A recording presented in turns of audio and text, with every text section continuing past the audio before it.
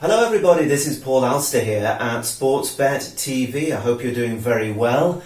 We're looking forward to the midweek session here and some interesting racing, not particularly high quality, especially after the amazing racing we saw last week at Royal Ascot. We have one very interesting selection for you though, and I'll come to that in just a few moments. But I want to talk to you about Royal Ascot because it really was the most extraordinary 5 days. As we told you before it started, it was not going to be a normal 5 days because there was no crowd, no bookmakers, no royals, and there was no form to go on in many cases, and we were suspecting there could be some real turn-ups and some strange results. Add to that the fact that the weather was very inconsistent, and we had that downpour Wednesday into Thursday when the ground went soft before drying out again towards the end of the week. And of course, with many of the horses arriving at Royal Ascot with maybe just the one previous run this season, instead of having 2 to 3 months to prepare, it was always going to be tricky. And to be honest, it was summed up by that Coventry Stakes on Saturday, the Group 2 race for 2-year-old colts, which is usually a very good guide towards top 2-year-old races this season and possibly to next season's 2,000 guineas. With that 150 to 1 winner, the longest price winner in the history of Royal Ascot in over 250 years. It was an extraordinary 5 days. Now, we started off with a winner in Nazif, which was a great way to get going, but we kept hitting the bar, going very, very close. Monarch of Egypt, in particular, in the Jersey Stakes, well, he looked all over the winner and traded at 25 to 1 on in the last 100 yards, but still got beaten, which was a big shock. But if you were on each way, as we suggested, you would have made a profit at 7 to 1. And then on Saturday, Agony again, another time hitting the crossbar, near but not quite, with Dream of Dreams, who finished with a flourish like an absolute train in the Diamond Jubilee Stakes, and in one more stride would have won. We were on him at 8 to 1, so each way again he showed a profit, but things are just going against us, having been beaten a nose with Leon Cavallo at Sandown the previous Saturday, and a nose in Ireland at Leopardstown the previous week with One Voice.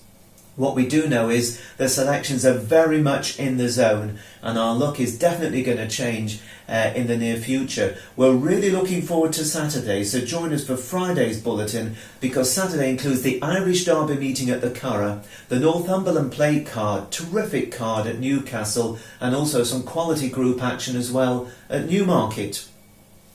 So, that was then, and that's in the future, but what about this week? Well, I've been looking through the racing, and indeed for one of the main racing websites I've been previewing 1 or 2 meetings, and to be honest, the quality isn't great, but there was one horse that stood out for me running at Windsor on Wednesday evening, the 24th of June. He goes in the 7:25 race, which is a 1.25 mile handicap, and his name is Tell William, not William Tell, Tell William.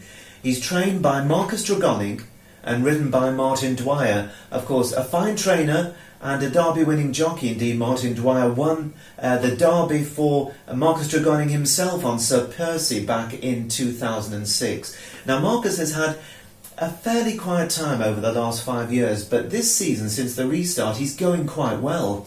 And the horses are running very, very solidly. And this one caught the eye very much indeed at Newbury just about 11 or 12 days ago, where he stepped up to 1.25 miles for the first time, and his first run for 9 months he stayed on strongly, really finishing fast in the closing stages, and that will have blown away the cobwebs. This is a horse who won over 1 mile last season at Bath. He looks as if he's going to be better at this 1.25 mile trip, and the handicap has been very kind, bless him. He dropped him £1 since that run at Newbury, so he's got £1 less weight to carry. Now, I've been having a look around. This message recorded to you on Tuesday, and I note that there are 3 firms betting early on the race. There are William Hill's 10 bet, and Sport Nation, and they've actually picked up on this one and they make him a marginal 5-1 favourite in a very open race. The one we fear is David Pipe's Lady Reset, and David has booked Oisin Murphy, the champion jockey for that one, who runs for the first time for the yard, a little bit like Leon Cavallo, who we recommended to you just a couple of weeks ago, who got beaten a nose on his first start for Pipe. So we do fear Lady Reset, but we think that this Tell William is going to go very well indeed. You could back him each way, and I suspect that his price might drift from the 5-1 currently on offer with Hills, 10Bet and Sport Nation, so you might want to back him nearer the off time. So that is our one selection. There's no point tipping horses for the sake of it. If you don't fancy them, don't bet them. And we just fancy one during the midweek session. Just to recap, it's Tell William in the 7:25 race at the evening meeting at Windsor on Wednesday. We wish you the very best of luck, and we hope you join us Friday evening for our look ahead to the Irish Derby, the Northumberland Plate and the big card at Newmarket on Saturday. Bye-bye for now from Paul Alster at Sportsbet TV.